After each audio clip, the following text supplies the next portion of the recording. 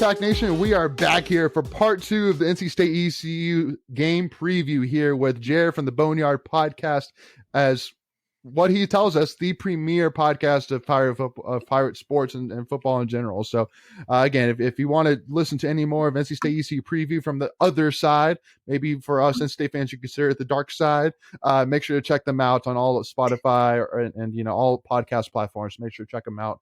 But if you haven't checked out part 1 yet, make sure to go check that out first. That way you can kind of see what led us to where we are here in this conversation. But jumping right back into it. So, we were talking about Scotty Montgomery, specifically.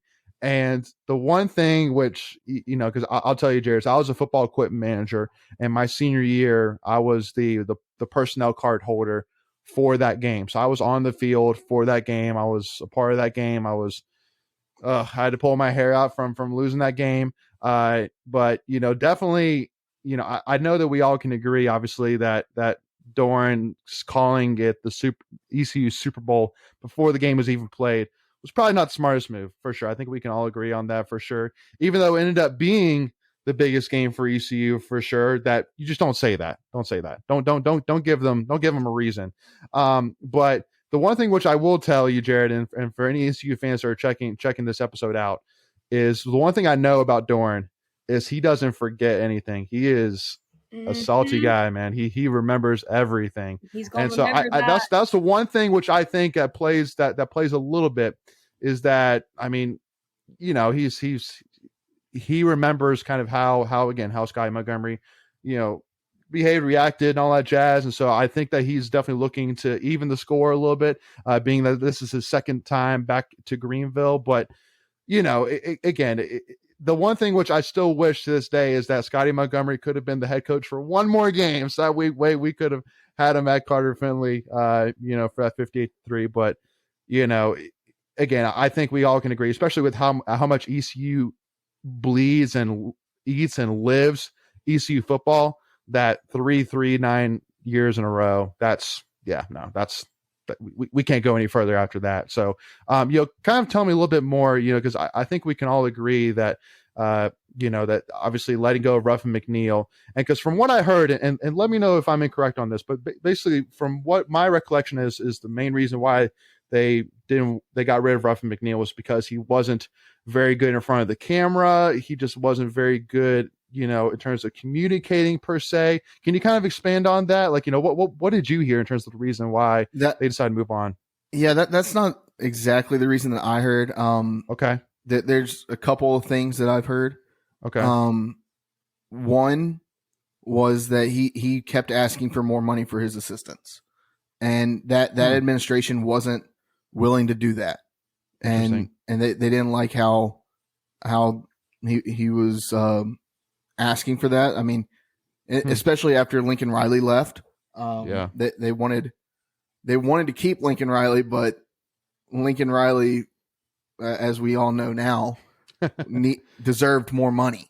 So that's one of the reasons. I also know that, like, there's talks about his recruiting.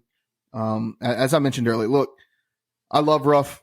I think that he put together some great teams. He was able to get those teams fired up and get the fan base fired up. So I don't really think it was the way that he presented himself or anything like that. I think that they were wanting to, because this was at the kind of the beginning of the Power Five versus the Group of Five. They were wanting to kind of get out ahead. I mean, looking back at the 2014 season, there was a poll from FBS coaches who said ECU is the number one team that should be a Power Five team in the Group of Five. I mean, that was just back in 2014. So they were wanting the program to be run like a Power Five program, but weren't willing to give the money that a Power Five program gets. And now, I mean, ECU still doesn't have an indoor practice facility. Now that's really changing. That they're working on that. But this is a whole new, I mean, from the chancellor to the athletic director, this is a whole new regime at ECU. The only person left, coaching wise or anything, I mean, Donnie Kirkpatrick was there at points during that old regime, but The only person left is Cliff Godwin, the baseball coach, and he's definitely earned his spot and earned his keep. He's an ECU alum, but I think that was the biggest thing for them was we want to look like a Power 5 program, but Ruffin McNeil didn't look like a Power 5 coach and didn't recruit like a Power 5 coach because he built relationships. Yeah. Rather than just saying, "Hey, I'm gonna put you out here and we're gonna be a top 25 team every year." He built relationships. His two best recruits had a total of 3 offers, or a total of 2 offers. Really? Actually, yeah. I mean, Zay Jones didn't really have any offers coming out of college. Justin Hardy didn't have any offers coming out of college. Shane Carden had 1 offer other than ECU, and it was at Eastern Michigan. And Shane Carden is from Houston, Texas. Shane Carden, friend of the podcast, look, he said on our podcast, he was like, "Look, I wasn't going to Eastern Michigan. I don't want to go live in Michigan when I'm from Texas." Right. So now funny enough, he lives in Idaho. But yeah, so Ruffin McNeil wasn't known for getting 3-4-star recruits. Right. A lot of his recruits were guys that were 2 stars or no stars, and ECU wanted to be competitive and knew that to get there, they needed to be getting better recruits. That makes sense. Yeah, no, all that makes sense. Go ahead, Macon. Yeah, I was going to say, so I feel like we've talked about Scotty Montgomery a lot here, and that's really interesting to know. But I'm kind of want to get back to this season a little bit, and so I'm going to start with a couple questions here. But the first one I'm going to let you answer, is you've already touched on it a little bit, but this season, what is the strength of ECU's team this year? Where would you say is the best parts of ECU football this year? I mean, I've got to say the offense. I mean, our defensive line is decent. Our defense isn't anywhere near as good as State's right now. I mean, State has last time I checked, I think they're a top 10 defense in the country, and they have been for the last 2 or 3 years. That's a good defense. Now, ECU's offense, I mean, you got a 5th-year starter, Hole Nailers at quarterback. Look, CJ Johnson, dude's a stud. He ran into some trouble, got suspended for much of the preseason, and was recently reinstated into the program going into fall camp. So, I mean, he's been there all through fall camp. He was Hole Nailers. I don't know if y'all know this. He was Hole Nailers' #1 receiver in high school. He's a Greenville kid. So you got that. You got Isaiah Winstead coming in. You got Josiah Hatfield also at wide receiver. And then I've already talked about the 2-headed monster in the running back room.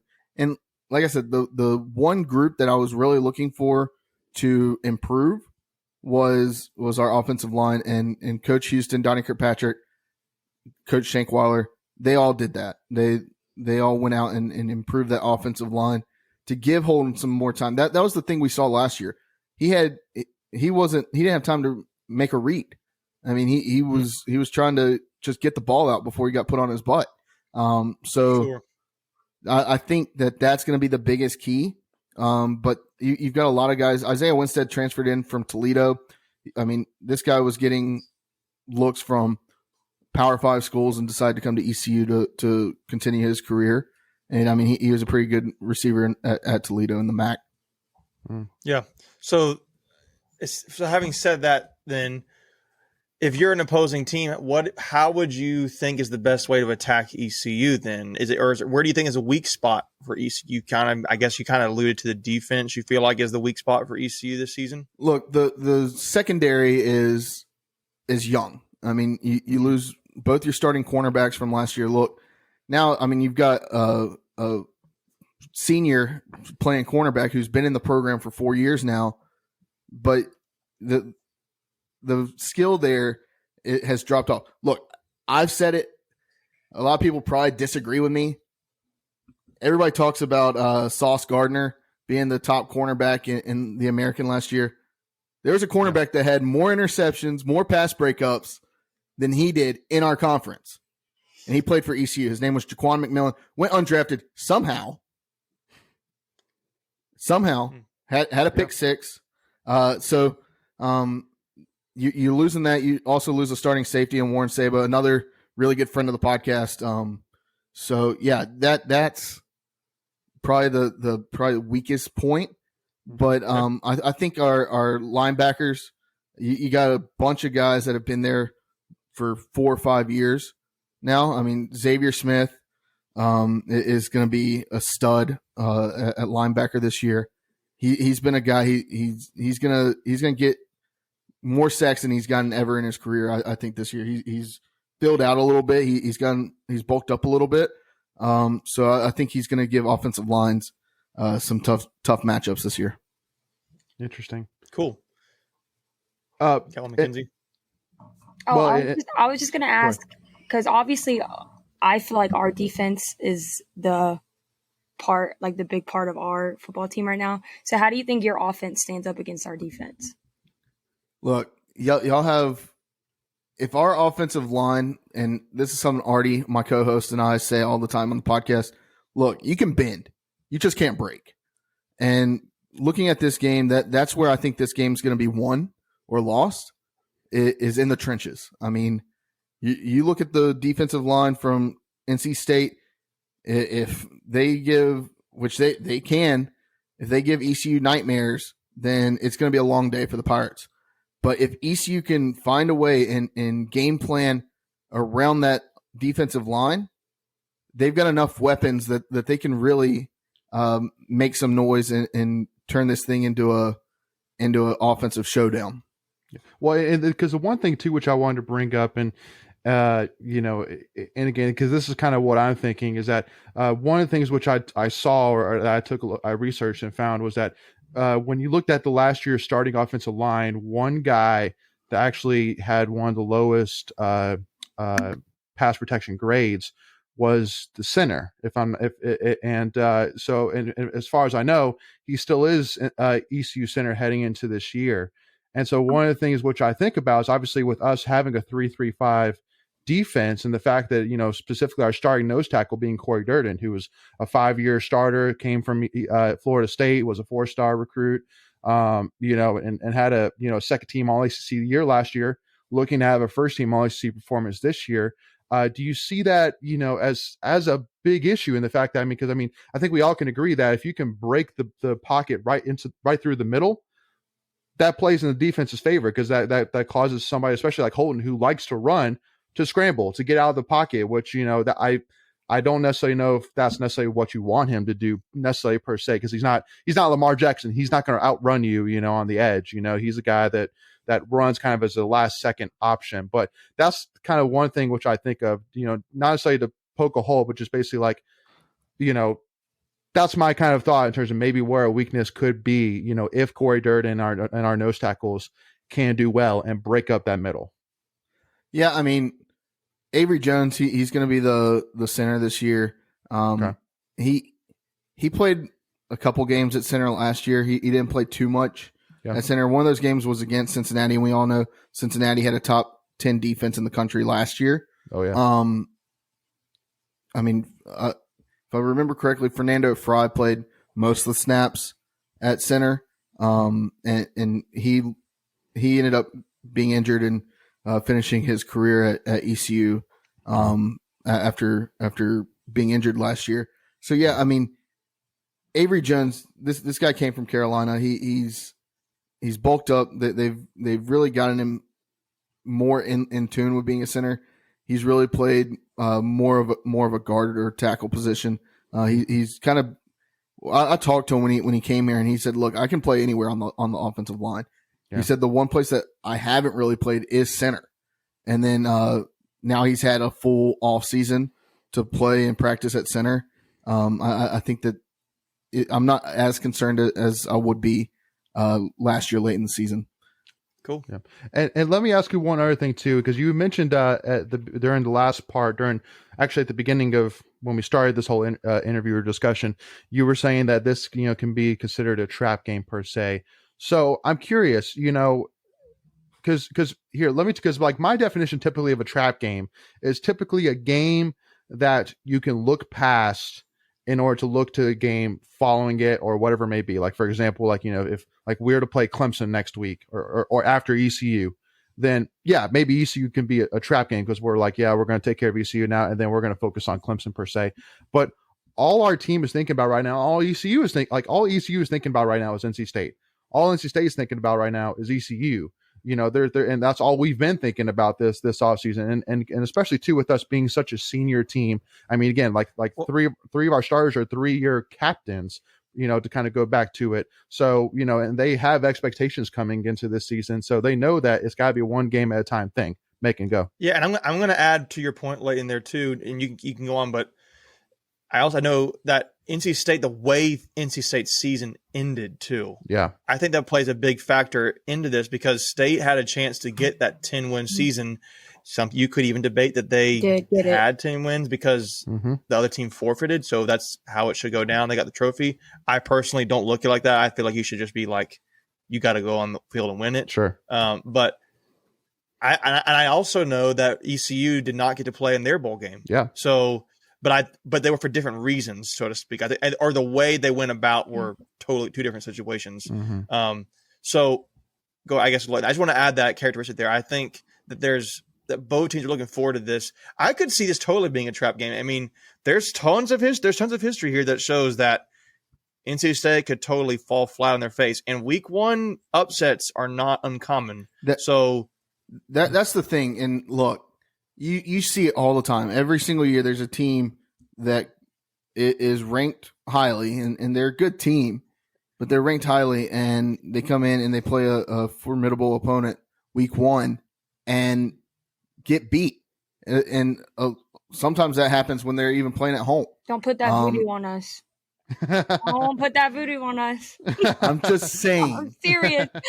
Look, Megan's the one that started the thought. We're kidding, Wolfpack Nation. True. Hey, True. I'll give you my prediction here in a little bit if you want me to. Well, go at it, Megan. We just don't want to be that UNC because I think we both can agree that UNC was that team last year. But go ahead. Can I just say, and look, I know I don't reach many people that like the ACC and watch the ACC and care for it.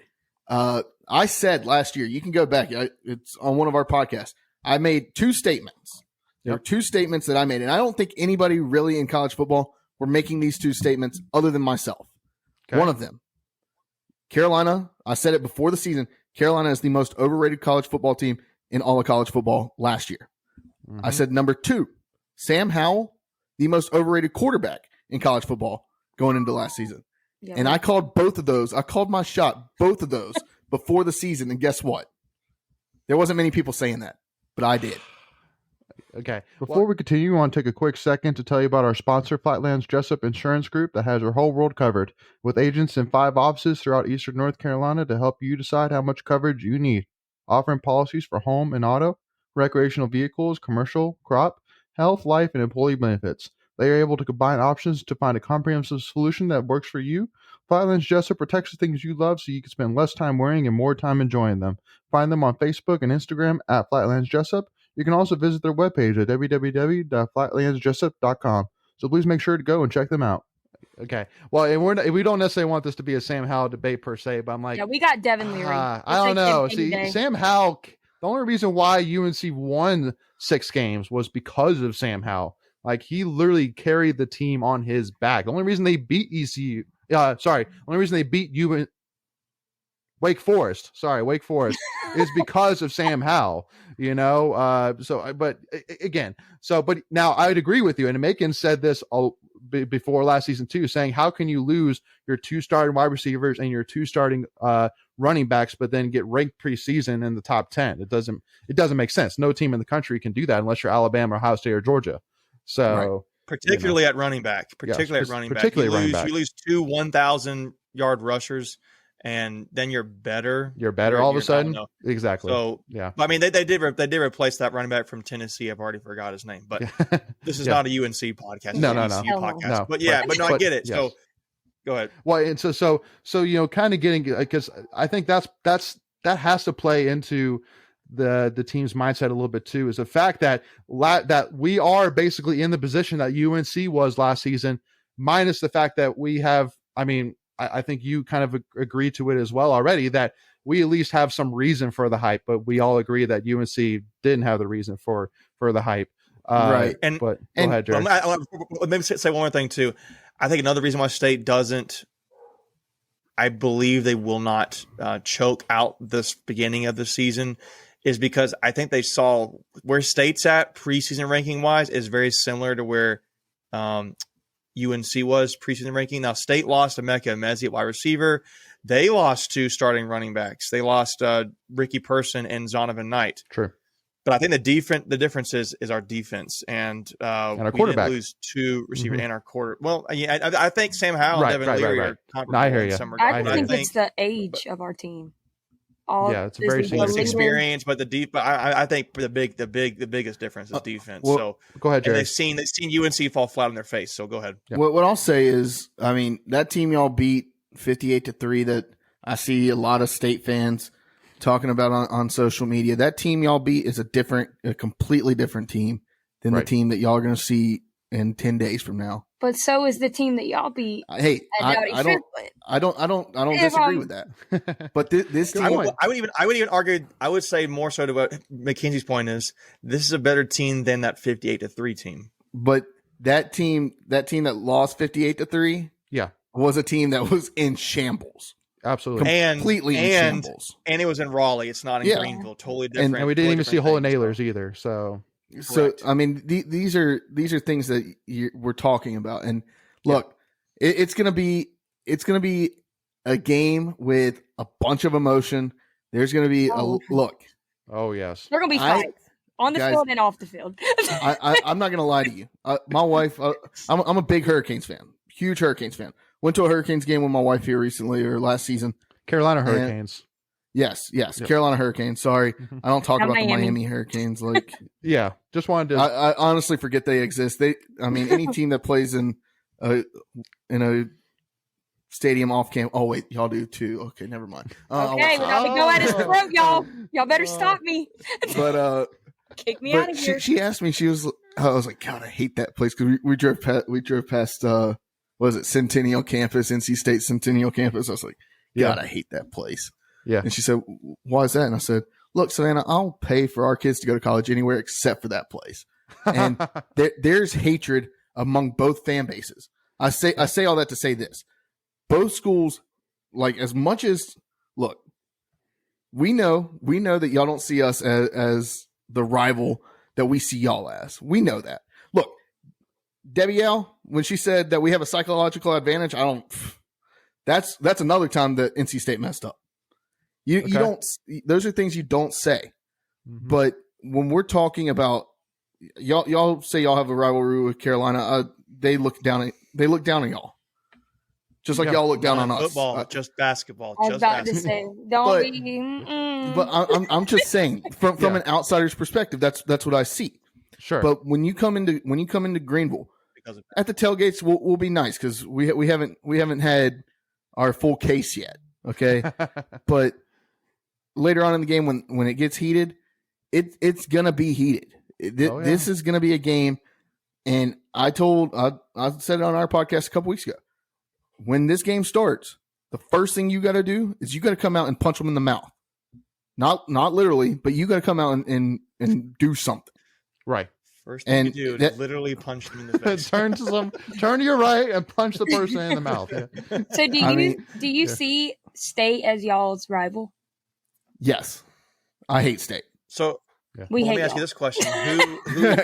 Who do you see as a bigger rival to you then? Is it NC State or UNC? NC State.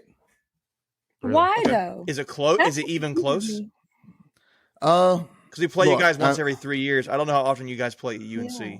We haven't played UNC since we dropped 70 on them. And you won't ever again, probably. 2018. Oh no, we did play 2018. We did beat them then too. I was there afterwards last year. Mm-hmm. Yeah, I forgot about that game. I was at that game. I forgot about that game. I had a little too much fun that day. Yeah. But yeah, I mean, that was. I think that it's really just because we know that Carolina has Duke, at least in basketball. We know that. Look, nobody's talking about us in basketball. Nobody's talking about us in basketball.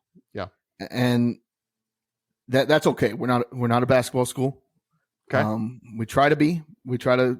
Hey, I was the president of our student section in basketball. I think I deserve some kudos for that. I suffered for 3 years of my life being president, but that was. It's really like we see Carolina as the wine and cheese school. We can agree on that. Like we that's what we see. We agree on. I think that ECU and NC State they are more blue collar fan bases. Mm-hmm. So I'll say that about NC State. Like, and I say that with the utmost respect. Yeah. Right. Like I respect that. I mean, ECU fans have a chip on their shoulder everywhere they go. Mm-hmm. We carry this massive chip on our shoulder, and a lot of people don't realize where the rivalry comes from. The rivalry comes from NC State and Carolina, the General Assembly trying to keep ECU from becoming a public institution. That way back in the early 1900s. That's where the hatred from ECU comes from. So we don't like either of them. But we know that as far as money-wise and wine and cheese and status-wise, we're closer to NC State. Oh, yeah. We see them we don't see y'all as big brother. Right. But we see y'all as something close to what we are. And very similar. Yeah, I mean, just the types of people that go to the schools. Yeah. I mean, I said earlier, my wife went to Carolina. I don't hold it against her, but she did. And I've been to games at Carter Finley. I've been to games at Keenan. I've been to plenty of games at Dowdy. And the games at Carter Finley and the games at Dowdy at least have some kind of atmosphere. Games at Keenan do not. Yeah, not at all. Zero. And even when they have Sam Howell. And see, I think basically almost what you are basically saying, and I would agree with it, that ECU fans in terms of, where they came from and in terms of mentality are very, very similar. And the fact that, I mean, we 100% have a chip on our shoulder. Why? We haven't won a championship in conference or national. 3 decades. In 3 decades in football, men's basketball. Felt like that was a little. Trust me, I know. Trust me, I know that. What were we saying, Kenzie? That was a little slap he just threw in there. I could tell by his how. What, 3 decades? Oh, I mean, just facts. I mean, it's not a slap. I mean, it's just facts. I mean, stop it this year. Yeah. Give us that trophy. So what sport? Football. Women's tennis. ACC trophy at least. We'll see. But hey, we're talking about ECU right now. But basically, again, making the point that we have a chip on our shoulder. ECU has a chip on your shoulder as well. And so, again, and I think that the example which I can give, which I think most state fans would agree with me on this, that when ECU plays UNC, I'm cheering for ECU 100 times out of 100, but way before I ever cheer for UNC over ECU. And I think that's most state fans. And then when NC State plays UNC, we hope both of them lose. Okay, well, so I think that's the way I feel about watching UNC and Duke in basketball. I get it. I get it. Yeah. So, all right, Jared. Well, so to kind of wrap this thing up here. Because I'll say this as well. So, we did like kind of a season preview. The first part's out already. So, most people know in terms of that all of us Tuffy Talk predicted State to win, but we haven't necessarily given score predictions. So Jared, since you're our guest, give us a score prediction. Oh man, you're putting me on the spot. I am. I do think that I think this game is decided by a field goal. Wow. I think that it's going to come down to that. I think it's going to be a tighter game. Look, we had Phil Still on our podcast a couple weeks ago. This game in Las Vegas is I think making, you said 10 point, 10, 11 point, depending where you look. Yeah. Spread. So I think that this game is probably closer to a 4 or 3 point spread, just because, for all the reasons I said earlier, mainly because of the atmosphere.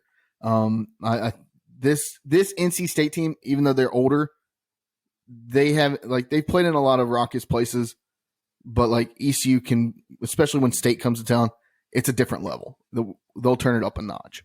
I'm gonna say this game's going to be probably a 27-24 game. Okay. All right. Macon, what you got for us? Well, I think State's going to win this game for the reasons that I said earlier.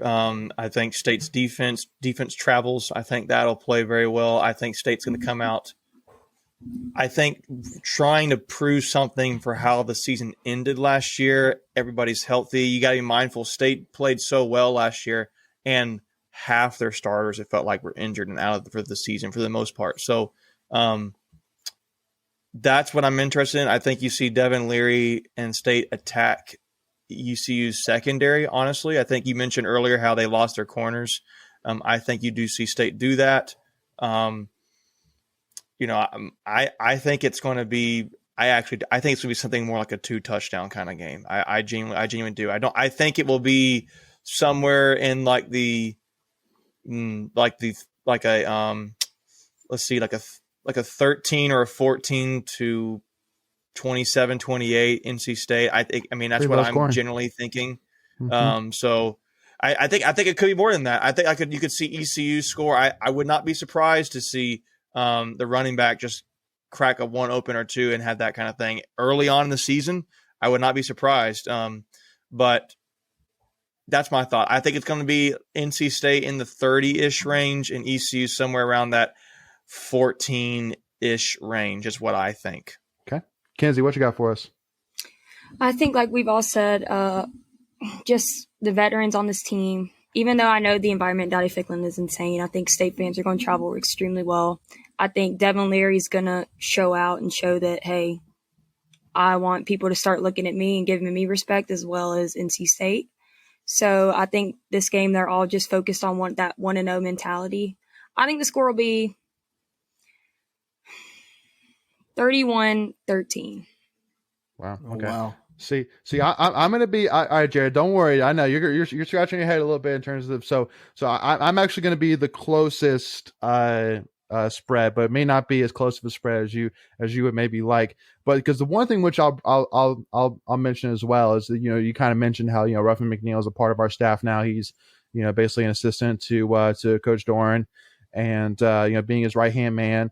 And so to me, I feel like that one big piece that's going to play into this is the fact that, our players, just like ECU's players did, they fall in love with Ruffin McNeil, because how can you not love Ruffin McNeil? He is one of the greatest men that, I've ever seen, for sure. And I think all ECU fans would 100% agree with me on that.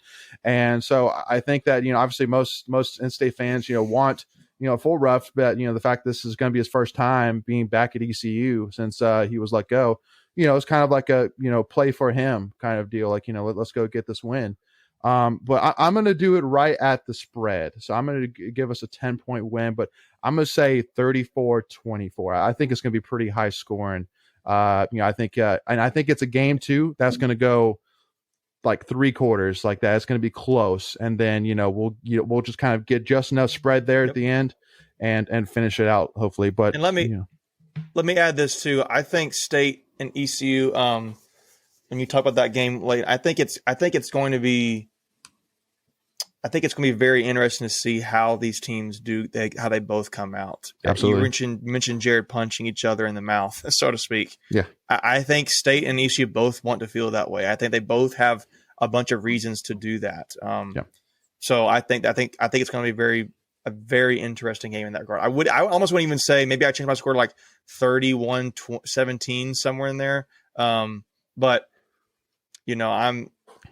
I think it's going to be, I don't know. I think it's going to be a very good game. I will tell you this too. I think State fans view this season as a litmus test for the rest of the season, because use this game as a litmus test. Yeah. This game is a litmus test, because it's like how we handled this game, I think will be telling, assuming everybody stays healthy, how the season could play out. If State loses to ECU, I don't think State fans are going to be confident at all. I think, I don't put it past State. I think they could. I think the point you made is a pretty good one, Leighton. I didn't think about the Ruffin McNeil factor playing for Ruffin McNeil going back to ECU, but yeah. To that factor though, Ruffin McNeil last year was inducted into the ECU Hall of Fame. Absolutely, and rightfully so. And yes, I'm not saying there's bad blood there. I think there was a little bit, but I think there is a factor of and like I said earlier, Ruffin, that whole regime, all of that is gone. Yeah, ECU fans love Ruffin McNeil. Yeah. Ruffin McNeil knows that. He's opened up time to ECU media for media availability on Friday. Oh, really? Cool. Yeah, he's having a press conference with ECU on Friday at 11 a.m. So awesome. Yeah, I mean that's I don't think that the bad blood is there as much as it used to be. Right. But I could see that. Well, and keep in mind, too, I'm not necessarily saying it's because of bad blood, but just because of the fact that now Ruffin McNeil is wearing red and he's heading back to the old place. Yeah. I know. But I'll tell you, Jared, the one thing which I know from watching you sit here while we talk about, how NC State's going to win, is that no matter what, whoever wins this game is going to be celebrated like there's no tomorrow, and whoever loses is going to be crying all the way back home. I'm not crying. I'm throwing hands. Jeez. to our team. I really hope she's not in the press box. To our team. I'm going home with Go ahead, Jared. Go ahead. Now, before we wrap up, I do want to ask y'all a question. And I know, Mackenzie, you've been to ECU. Leighton, you said you've been to ECU. Macon, I'm guessing maybe. I've never been. You've never been? Oh, no. All right. No. So, Mackenzie, Leighton, let me ask, have y'all been to Sup Dogs? Of course. No. Well, hold on. You asked if I've been to a game? No. Have I been to ECU and been to Sup Dogs? Yes. Okay. So the question we ask all of our guests on the podcast is this. It's the toughest question we ask any of our guests. What is your Sup Dogs order? So if you come to Sup Dogs, what are you getting? I change mine all the time. I don't know what the numbers are. If it's like give me a number 2 or no. You can give me like what if I'm for real. If I'm there. If I'm going to I don't know. I don't know if you're going to judge me. I would get 2 hot dogs. I'd get mustard, ketchup, onion relishes on my hot dogs. What I'd get, and I might get a third one that has mustard, ketchup, slaw, and chili. Okay. Well.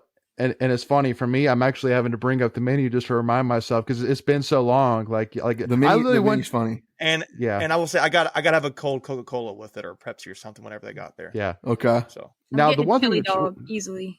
Yeah. No. Well, and for me again, I'm a guy that I love a hot dog with everything. Like that's why I'm all about. So whatever that is at Sup Dogs, that's probably what I'm getting.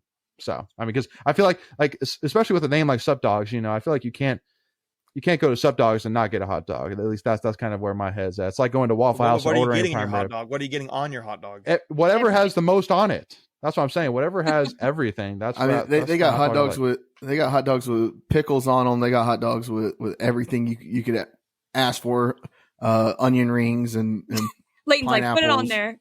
Yeah, And they, I don't know all the names for all of them, but yeah. If you go, try the cheesy bacon delight, double the dog, okay, bacon cheese fries, orange sup crush, and you can thank me later. That's the right. Well, my closing question was going to be, where is the best place to eat on campus if you're there visiting? And it's Sup Dogs. It sounds like yeah. Sup Dogs. I mean, it's a 10-minute walk to the stadium from Sup Dogs. There's also a bus that picks up. From Sup Dogs that goes to the game. Mm-hmm. I'm pretty sure they're still doing that. Cool. But the Sup Dogs is the place to be after downtown. So I mean, after if y'all are staying the night in Greenville that night, I don't know if y'all are, but if you are, hit some of the bars, go have a nice beverage, and then around 2 a.m., 3 a.m., you walk into Sup Dogs and you get whatever you want. But Sup Crushes, they are the best. Good deal. Well, Jared, again, I want to say thank you again for jumping on. No, obviously it's just like you were saying, it's an emotional game we got coming up here in 10 days here. Again, this is on August 24th that we're releasing this. And actually the time that this episode is coming out, the game is like either tomorrow or 2 days from now. So when this comes out, it's going to be like really like game time almost. And again, I appreciate us you coming on with us and just kind of discussing through. And either way, again, I think that I can tell you once and for all that there's no doubt I see ECU as a rival. Again, I mean, obviously thinking through this game, I'm like, man, this is a huge game, not only just for what it means, but just the fact that it's ECU versus NC State. So again, looking forward to this game. But again, thanks, Jared, for coming on. Go ahead. Can I make one request? And y'all know what the victory barrel is, right? Sure. Yeah. Can we bring that back? Can we bring the I don't victory know what barrel that back? It's a barrel that has the scores of each ECU NC State game. Yeah, it's like the Clemson engraved State, on it. the Textile Bowl, kind of. Yeah. Oh, Yeah. well then, yeah, 100%. But that would imply that ECU and NC State are wanting to play each other often. Yeah. Which And we should. I think we should. I agree. I mean, State doesn't play Duke ever, so I mean that's about to change. But like, I like trophy. I think there should be a trophy for NC State UNC game. Personally, that one's one of the better rivalries. I would say recently in college football, and there's nothing. The UNC and Duke has a trophy. You have a bell thing, and it's bell. That's a little silly, but a barrel sounds cool to me. Yeah. I just want let's to do give it. a shout out to Jared for being a rival in high school and now a rival in college. Because Thank you, Mackenzie. both Always. of my schools come out superior. Oh, we'll see about that. All right. Well, again, All Jared, appreciate you coming on, brother. Thank you so much. And again, make sure, Wolfpack Nation, if you're wanting to get some last minute, preview of the NC State ECU game from the other side, make sure again to go check out the Boneyard Podcast on all of your podcast platforms and make sure to check them out. And also too from our end, anything else, Jared? Actually, before I do our plugs, anything else plug on your end? Yeah, I mean, if you want to shoot us a follow, we're just under 2,000 followers right now. I think we're literally sitting at 1975. So shoot us a follow. Go behind enemy lines every now and then and see what we have to say, because we do things a little bit differently. If you like Barstool, I don't know if y'all do, but that's kind of how we shape our interviews with our guests. We talk to a lot of players, a lot of personalities around ECU who and get behind and get into their minds. I mean, we just had our punter and long snapper on earlier this week. That dude's 30 years old? Yeah, and he's from Australia. That's crazy. I saw that. I was like, that's crazy. So, I mean, first question I asked him was, what's your opinion on Foster's? He said he hated it. But yeah, that's kind of what we do. We keep it light. We keep it fun, kind of like what we've done here. So yeah, check us out. Follow us on Instagram, Twitter, at Boneyard Podcast. That's all I got. Great. Well, and again, from our end, obviously, if you haven't already, again, hit that subscribe button and hit that notification bell, which is free to do, and to make sure you're notified that whenever we release any new NC State content, whenever we go live with any of our live streams, our vlogs, you name it, you don't miss out any of it. And obviously, too, make sure to check out channel memberships as well. For as little $1.99 a month, you get a ton of exclusive Tuffy Talk content. You said $2 a month, Leighton? Only $2 a month, so it's $24 a year. I mean, $2 a month. I think we all can afford that. So, and again, but with that, you get a ton of exclusive content. And also, give us a follow, Tuffy Talk now on Twitter, Instagram. And if you think NC State is going to beat ECU, hit that like button. But as always, go back, y'all. We'll see y'all soon.